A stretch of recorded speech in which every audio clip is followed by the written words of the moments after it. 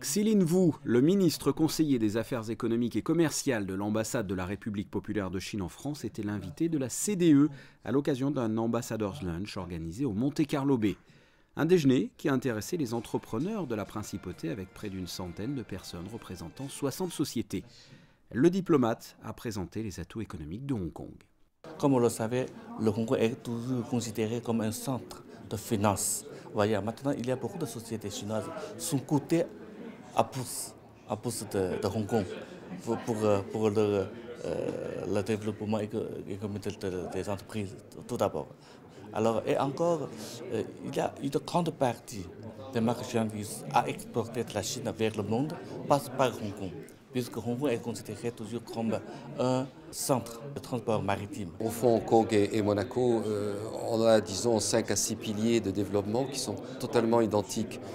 L'immobilier, le shipping, les articles de luxe, commerce de luxe, la finance et le tourisme.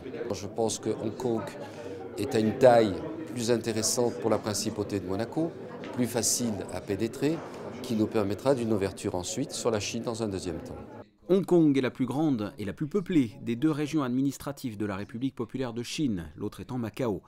Plus largement, la Chine est le 4e pays en termes d'importation aux principautés, et en ce qui concerne l'exportation monégasque, la Chine arrive au 10e rang. Des pourparlers, des négociations sont d'ailleurs en cours avec Monaco Telecom et la société chinoise Huawei.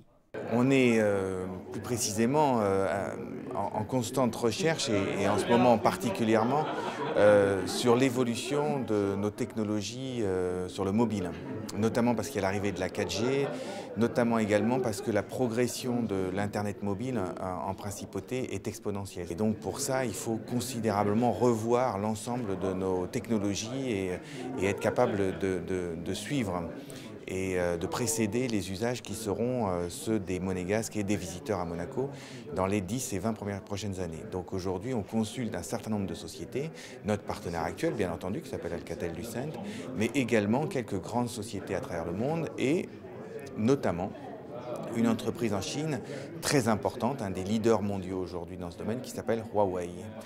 Huawei est une entreprise qui est basée à Shenzhen, juste à côté de Hong Kong, et qui est très présente aussi à Hong Kong, et qui est aujourd'hui un des très grands leaders dans notamment ces nouvelles technologies mobiles. Que ce soit avec cette société chinoise ou avec d'autres partenaires, Monaco Telecom prendra une décision en 2013. Après un ambassador's lunch consacré à Hong Kong, une mission de la Chambre de développement économique de Monaco y est à l'étude.